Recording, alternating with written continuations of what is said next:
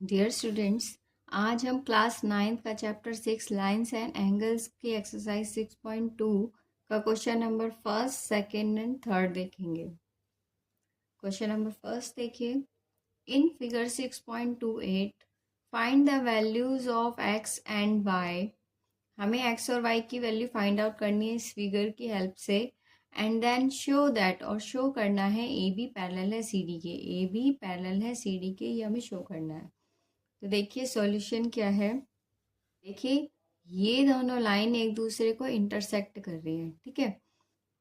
तो ये दोनों एंगल कैसे एंगल है? Vertically opposite angle. ये 130 है तो ये भी क्या होगा? 130 होगा।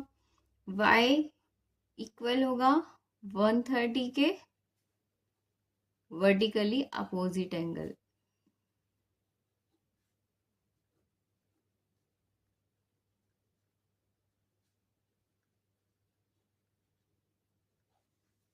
ठीक है, अब देखिए एक्स एंगल फाइंड आउट करना है हमको। ये देखिए ये एक स्ट्रेट लाइन है, तो इन दोनों एंगल्स का सम क्या होगा? 180 होगा। Angles on a straight line. Now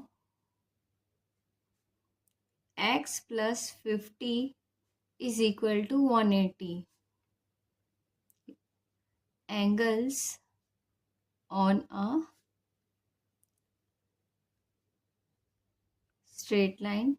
आप इनको लीनियर पेयर भी कह सकते हैं, ठीक है। तो x की वैल्यू यहाँ से क्या आ गई? 180 minus 50 is equal to 130। x की वैल्यू क्या आ गई? 130। और y की वैल्यू क्या है? 130, ठीक है। ए बी पैरेलल है सी डी के, ये शो करना है, ठीक है। अब देखिए x is equal to y is equal to 130। X भी 130 है, y भी 130, और ये दोनों एंगल्स कैसे एंगल है? Alternate interior angles. देखिए ट्रांसवर्सल के अपोजिट साइड में इंटीरियर एंगल है, ये अल्टरनेट इंटीरियर एंगल है। तो क्या हो जाएगा?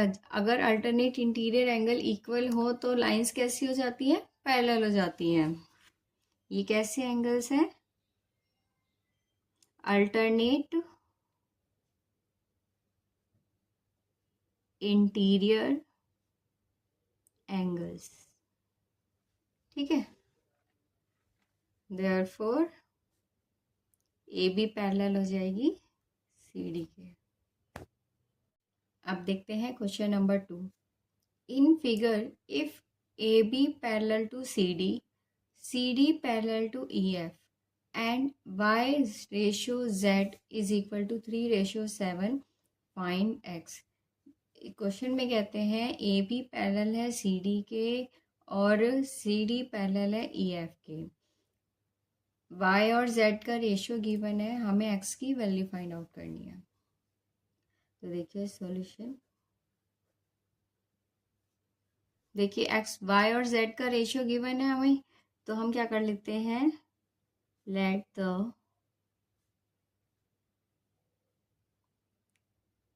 Common ratio of y and z is. y और z का कॉमन रेशियो क्या लेट कर लेते हैं? 3a एंड 7a, ठीक है। आगे देखिए ए बी पैरेलल है सी डी के और सी डी पैरेलल है ई एफ के। तो ए बी और ई एफ ये भी आपस में पैरेलल होंगे। देखिए A B is parallel to C D is parallel to E F.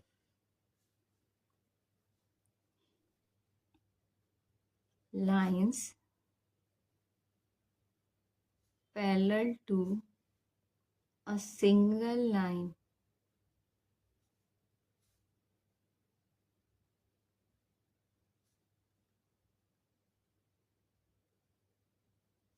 Parallel to each other.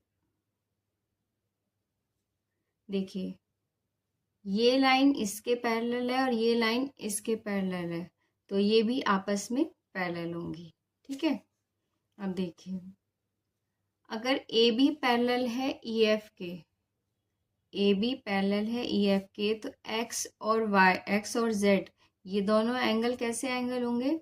Alternate interior angle होंगे।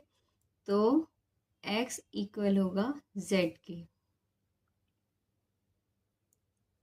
Alternate interior angle.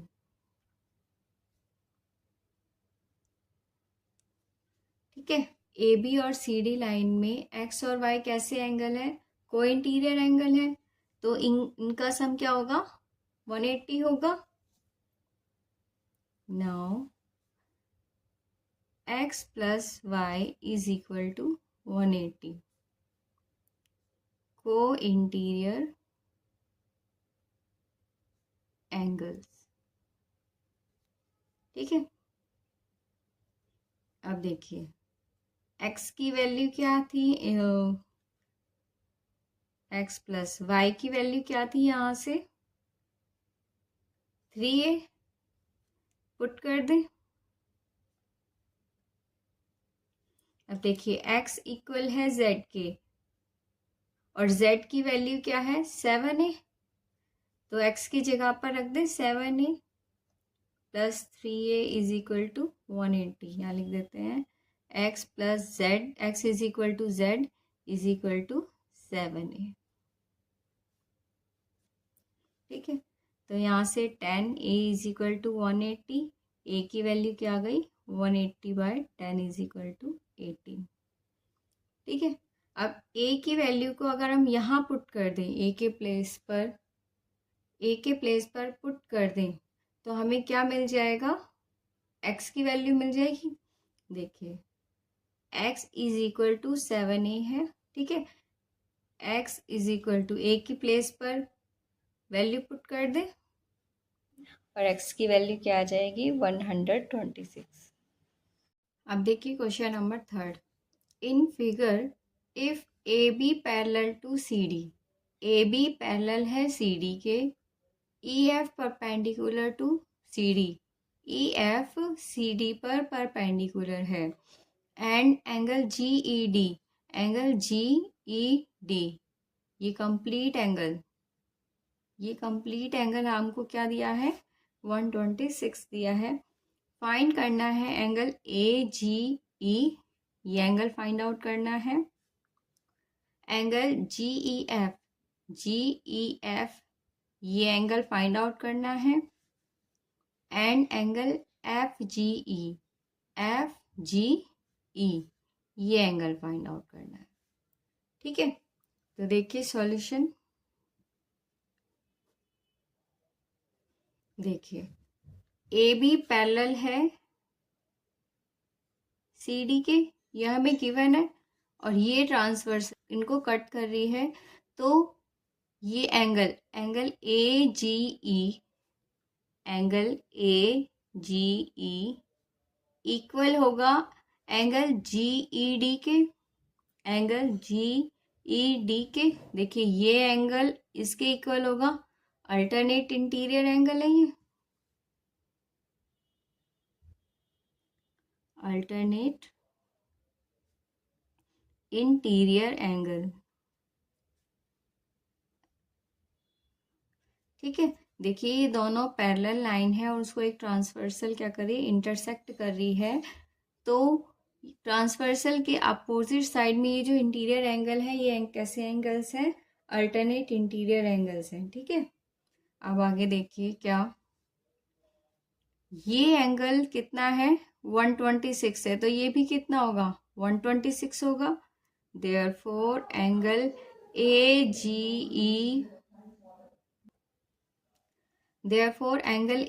ई, कितना होगा? 126 होगा। ठीक है। अब देखिए, और एंगल ए जी ई 126 आ गया। अब हमें फाइंड आउट करना है एंगल जी ई एफ, ये स्मॉल एंगल फाइंड आउट करना है। अब देखिए, एंगल जी ई डी, ये कंप्लीट एंगल 126 का है, और एफ ई डी ये 90 का है। अगर इस पूरे एंगल में से ये 90 का एंगल माइनस कर दें तो हमें ये एंगल मिल जाएगा। Angle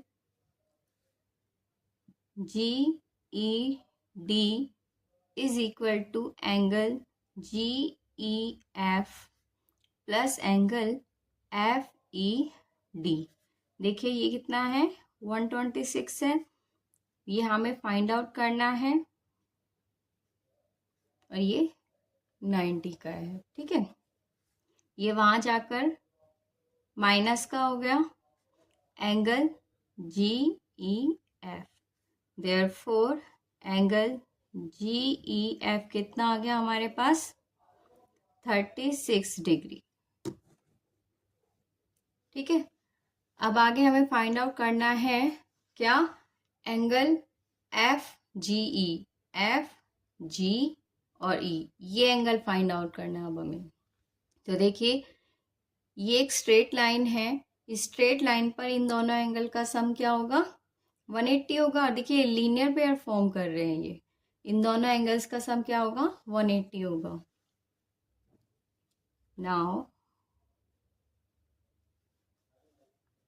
angle AGE plus angle FGE is equal to 180, linear pair form कर रहे हैं ये।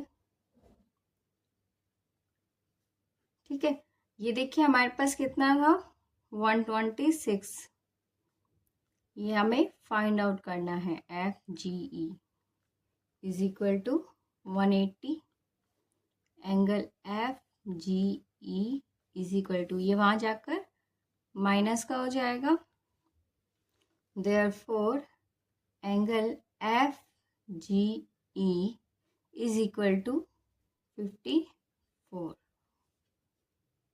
यही हमें फाइंड आउट करना था।